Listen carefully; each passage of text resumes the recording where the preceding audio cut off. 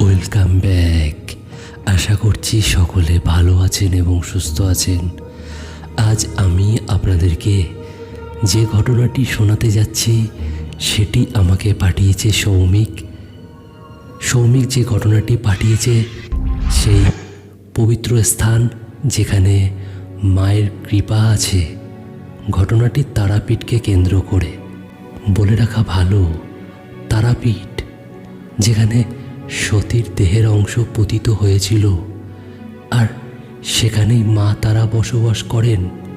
আর এর পাশেই রয়েছে সেই বিখ্যাত শ্মশান, যেখানে দিনের আলোয় যেন কোনো অশরীরীর উপস্থিতির শীতলতা হাওয়া লেগে গেছে। রাত নামলেই মনে হয় সেই শ্মশান এক ভয়ালো অলৌকিক দুনিয়ার রূপ নিয়েছে। এই শ্মশানের বাতাসে ধোঁয়ার ছাইয়ে লুকিয়ে থাকে বহু অশরীরী আত্মা, যারা আজও মারা গিয়ে শান্তি পায়নি। সেই শ্মশানের সেই দিনের রাতে আমাদের কাছে এক রহস্যময় ভয়ঙ্কর অভিজ্ঞতা হয়েছিল। কিছু সময়ের জন্য আমাদের কণ্ঠস্বর বন্ধ হয়ে গিয়েছিল। দেখতে পাচ্ছিলাম আমাদের ঠিক পাশে দাউ দাউ করে চিতা জ্বলছিল। দেখে মনে হচ্ছে সেই আগুনের চিতার মধ্যে দিয়ে সেই লোকটির কান্নার আর্তনাদ ভেসে আসছে। মনে হয় সে যেন বলছে, আমাকে আগুনে পুড়িও না, আমি বাঁচতে চাই। কিন্তু এটা তো আমার শুধুমাত্র ভাবনা ছিল। দাদা, আমার নাম সৌমিক। তুমি যদি আমার পাঠানো এই ঘটনাটি সবাইকে শোনাও তাহলে আমি খুব খুশি হব। নিশ্চয়ই সৌমিক, তোমার পাঠানো ঘটনা আমি আজকের পড়ে শোনাবো। যাই হোক, তাহলে বেশি কথা না বাড়িয়ে আমরা চলে যাব আজকের মূল ঘটনায়। যেভাবে লেখা আছে আমি ঠিক সেভাবেই পড়ে শোনাচ্ছি। ঘটনাটি ঘটেছিল 2022 সালের বর্ষাকালের রাতে। বাড়িতে আমার ছোট বোন অনু গত কয়েক মাস ধরেই অদ্ভুত আচরণ করছে। অনুর বয়স 15 বছর। আমার বোন অন্যদের থেকে একদমই আলাদা। মাঝে মাঝে হঠাৎ দেখতে পেতাম মাঝরাতে খোলা ছাদে বসে একা একা কারোর সাথে কথা বলতো। কখনো বা তার গলা পুরুষ কণ্ঠস্বর হয়ে যেত। এইসব অদ্ভুত জিনিস দেখে আমি একদিন আমার বোনকে জিজ্ঞাসা করলাম, কি রে, তোর কি কিছু হয়েছে? কোনো সমস্যা থাকলে আমায় বলতে পারিস। আমার কথা শুনে সে কোনো রকম উত্তর দেয় না। দেখতে পাচ্ছি কেমন জানি আমার বোন এক দৃষ্টিতে জানলার বাইরে তাকিয়ে আছে এবং একা একা হাসছে। আমি তখন একটু ভয় পেলাম। আমি অনুর গায়ে একটু চিমটি দিয়ে বললাম, কিরে, এত হাসি কোথা থেকে আসছে তোর? আমার এই কথা শুনে সে পুরুষ কণ্ঠে বলে উঠল, ওই দেখ দাদা, ও আমায় নিতে এসেছে। আমি তখন বললাম, কে কে তোকে নিতে এসেছে? বোনের সেই কথা শুনে আমিও জানালার বাইরে তাকালাম। আমি দেখলাম আমাদের বাড়ির বাইরে ঘন জঙ্গলের মধ্যে সত্যিকারের কে জানি এক ভয়ঙ্কর রূপে আমাদের দিকে তাকিয়ে আছে। কালো চাদর মুড়ি দিয়ে রয়েছে। অন্ধকারে তাকে ঠিক অতটা স্পষ্ট বোঝা যাচ্ছে না, দেখা যাচ্ছে না, কিন্তু একটা লম্বা কেউ দাঁড়িয়ে আছে। শুধু ওই কালো অবয়বটির চোখ দুটো আগুনের মতন জ্বলজ্বল করছে। আমি এই দৃশ্য দেখে আমার বোনকে মায়ের ঘরে নিয়ে চলে যাই। আমি মাকে গিয়ে তখন সব কথা খুলে বলি। আমার মা তখন আমার কথা শুনে সে বলল, বেশ কয়েকদিন হলো আমাদের অনুকে অস্বাভাবিক চরিত্রে দেখা যাচ্ছে। সে জানি কেমন জানি এক অন্য মানুষকেই বসে থাকে। আমার মা বাবাও অনুর এইরকম অদ্ভুত আচরণ দেখে তারা একটু অবাক হয়েছিল। আমরা সবাই ভেবেছিলাম অনুকে হয়তো ডাক্তার দেখালে সব ঠিক হয়ে যাবে বা কোনো নামকরা কবিরাজ দেখাবো। কিন্তু আমরা সেসব ডাক্তার কবিরাজি করেছিলাম, কিন্তু আমাদের কোনো লাভ হয়নি। ধীরে ধীরে দেখা যায় অনুর অস্বাভাবিক চরিত্র আরও বাড়তে শুরু করলো।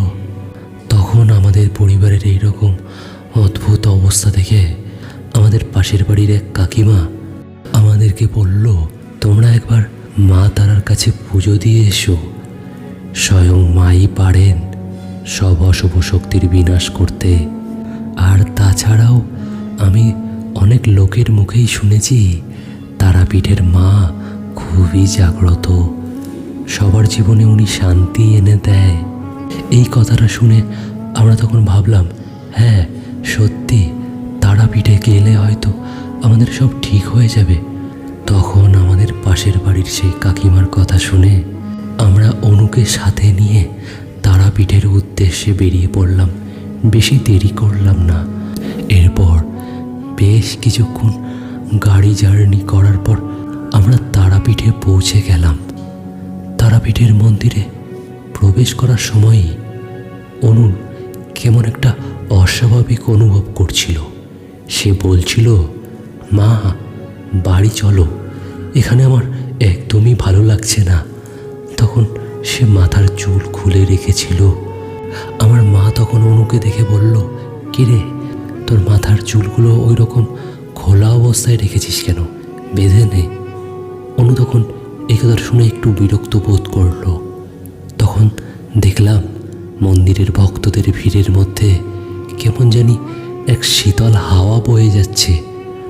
মায়ের সামনে অনু দাঁড়ানো মাত্রই হঠাৎ ঝাঁকুনি দিয়ে কেঁপে উঠল। তার চোখ দেখতে পেলাম বড় বড় হয়ে গেল। মুখ দিয়ে তখন ফিসফিস করে সে কিছু একটা বলছে। এক অচেনা সেই ভয়ঙ্কর কণ্ঠস্বর, পুরুষের কণ্ঠস্বরে সে কথা বলছে। সবাই তখন আমাদের দিকে তাকিয়ে অবাক হয়ে যায়। তখন মন্দিরের সকল ভক্তরা নিজেদের মধ্যে কী জানি একটা বলাবলি করছে এবং কিছুক্ষণ পর আমার বোন জ্ঞান হারিয়ে মাটিতে পড়ে যায়। তার নাকের কাছে তখন আমি হাত দিয়ে দেখলাম তার অস্বাভাবিক নিঃশ্বাস ভারী হয়ে গেছে। আমাদের তখন চারিদিকের পরিবেশটা অস্বাভাবিক লাগতে শুরু করলো। মন্দিরের পুরোহিত তখন একটু বিরক্ত হয়ে বলল, তোমরা মেয়েটিকে রুদ্রনাথ বৈরাগীর কাছে নিয়ে যাও। তিনি হলো একজন বামা খ্যাপার উত্তরসূরি, আর উনি পারেন সবাইকে ঠিক করে দিতে। উনি দীর্ঘদিন ধরে তপস্যা করে অনেক শক্তি উপার্জন করেছে। সবাইকে স্পর্শ করে ছুঁয়ে অনেক কিছুই তিনি অনুভব করে বলে দিতে পারেন যে তাদের জীবনে কি সমস্যা চলছে। আর তিনি এই মন্দিরের পাশেই থাকে। একটু হেঁটে যাও, দেখো সেই শ্মশানে এক গাছতলায় বসে আছে। আমরা তখন পুরোহিতের কথা শুনে সেই রুদ্রনাথ বামা খ্যাপার কাছে যাই। গিয়ে দেখি সত্যি তিনি একটা গাছের তলায় চোখ বন্ধ করে বসে আছে। তার মাথায় অনেকখানি জটা, খালি গায়ে বসে আছে। শুধু তার পরনে একটা ছিল সাদা ধুতি। আমরা তার কাছে যেতেই তিনি আমাদের দিকে চোখ খুলে বললেন, এই তারাপীঠে সবাইকেই আসতে হয়। জানি তোমাদের জীবনে বেশ কয়েকদিন ধরে কিছুই ভালো যাচ্ছে না, আর তোমরা তোমাদের মেয়েকে এইরকম চুল খোলা অবস্থায় এখানে নিয়ে এসেছো কেন? নারীর খোলা চুল বাতাসে উড়লে অশরীরীরা তার স্পর্শ পায়। এই চুল দিয়েই তাদের প্রবেশ ঘটে শরীরের মধ্যে। এই কথাটা বলা মাত্রই সেই সাধক একটু মাথা নিচু করে নরম স্বরে বলতে থাকলো, এই তারাপীঠ মায়ের আসন। তবে শ্মশানে বহু আত্মা এরকম ঘুরে বেড়ায়। অনেকেই মৃত্যুর পরে মুক্তি পায় না, তারা অভিশপ্ত হয়ে ঘুরে বেড়ায়। তোমাদের অনুর মধ্যে তো এইরকমই এক আত্মা প্রবেশ করেছে। তারাপীঠের সেই মহাশ্মশানে তখন চারিদিকে অদ্ভুত নিস্তব্ধতা। দূরে কয়েকটি চিতা তখনও জ্বলছিল। সেই অন্ধকারে ধোঁয়ার মধ্যে স্পষ্ট ছায়াগুলো যেন মনে হয় নড়ছিল। তখন আবার সেই রাতে টিপ টিপ করে বৃষ্টি পড়ছে, কিন্তু সেই বৃষ্টির জলে চিতার আগুন নিভছে না। এক অদ্ভুত অলৌকিক শক্তি। হঠাৎ তখনই শুনতে পেলাম চিতার আগুনে অদ্ভুত শব্দ হলো, যেন মরা মানুষের হাড় ফাটা শব্দ। অনু তখনই হঠাৎ চিৎকার করে বলল, দেখো, চিতার আগুন থেকে কেউ উঠে বসেছে। এই কথা শুনে আমরা তখন সবাই তাকালাম। দেখলাম সত্যি সত্যি জ্বলন্ত আগুনের মধ্যে একটা ছায়া বসে উঠল। কালো অবয়বটি মাথা নিচু করে বসে রয়েছে। পুড়ে যাওয়া তার হাত, জ্বলন্ত চোখের মতন লালচে দাগ তার সারা শরীরে রয়েছে। অনু তখনই কাঁপতে কাঁপতে এটা দেখে মাটিতে পড়ে যায়। অনু খুব ভয় পেয়েছিল, তাই সে অজ্ঞান হয়ে যায়। সাধক তখন এই দৃশ্য দেখে আমাদেরকে বলল, চিন্তা করিস না, এই চিতার আগুনে মাঝে মাঝে হাড় ফাটার শব্দ হয়, আর ওরা তো জীবনে অনেক পাপ করেছে, তাই ওরকম পড়তে পড়তে চিতার মধ্যে দিয়ে কোনো ছায়া ওই রকম উঠে দাঁড়ায়, এবং তাদের জীবনে এই রকম পাপের জন্যই অনেক আত্মাই এখানে শান্তি পাওয়ার জন্য বারবার ফিরে আসে। কারণ ওরা মরে গিয়ে একটু শান্তিতে থাকতে চায়, আর ওইসব আত্মাই একটা নরম জীবন্ত শরীর চায়, আশ্রয় চায়। আজ তোমাদের অনুর মধ্যে এমনই এক আত্মা বসবাস করছে। আমাদেরকে এই কথাটা বলা মাত্রই সেই রুদ্রনাথ বৈরাগী তিনি চারপাশে মাটিতে মন্ত্রচক্র আঁকতে লাগলেন। তখন তাকে দেখলাম সেই সাধক একটা যজ্ঞ আরম্ভ করল, এবং সেখানে বেশ কিছু ধূপকাঠি জ্বালিয়ে ঘণ্টা বাজাতে আরম্ভ করল। রুদ্রনাথ তখন বলতে লাগলো, ও মা কালী, মহাকালিনী, রক্ষা করো মা। এই কথাটা বলা মাত্রই চারিদিকের বাতাস ভারী হতে শুরু করে। আশেপাশে একে একে দেখা যায় সব ভয়ঙ্কর কালো অবয়বগুলি সেই সাধক রুদ্রনাথের সামনে এসে দাঁড়ালো। তখন চারিদিকের বাতাস প্রচণ্ড ঠান্ডা। আমরা দেখলাম সেই ভয়ঙ্কর কালো অবয়বগুলি কি বাজে বিচ্ছিরি চেহারা। আমরা এইরকম দৃশ্য আগে জীবনে কোনো দিন দেখিনি। সেই সাধক তখন জোরে জোরে মন্ত্রপাঠ করতে আরম্ভ করলো। যজ্ঞের আগুন তখন দাহ দাহ করে জ্বলছে। হঠাৎ তখনই দেখলাম আমার বোনের শরীর থেকে বেরিয়ে এলো এক ছায়ামূর্তি। তার মুখ নেই, চোখ দুটো ঠিকঠাকভাবে দেখা যাচ্ছে না, শুধু একটা কালো অবয়ব, শুধু একটা ছায়ামূর্তি আমাদের সামনে দাঁড়িয়ে আছে। মনে হয় সে কিছু একটা বলতে চাইছে।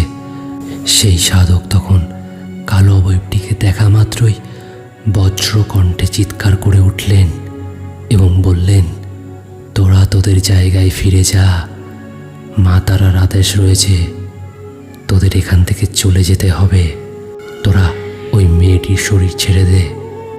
এই কথা বলে রুদ্রনাথ জোরে জোরে মন্ত্র পড়া আরম্ভ করল। উচ্চারণের সাথে সাথে প্রবল বাতাস, ঝড় আর বজ্রপাতের সৃষ্টি হয় চারিদিকে। ছায়াগুলির আর্তনাদ যেন ধীরে ধীরে হাওয়ায় মিলিয়ে গেল। এরপর ধীরে ধীরে ভোরের আলো ফুটতেই শ্মশানে আবার শান্ত পরিবেশের সৃষ্টি হয়। রুদ্রনাথ আমাদেরকে তখন বলল, তোমাদের বোনকে বাঁচানো গেল তাহলে, কিন্তু মনে রেখো এরা সবসময় অপেক্ষায় থাকে, দুর্বলতা দেখলেই তারা আবার ফিরে আসবে। তাই এবার থেকে মায়ের নাম জপ করো, ভক্তি রেখো মায়ের প্রতি একটু, তাহলে জীবনে সব ভালো হবে।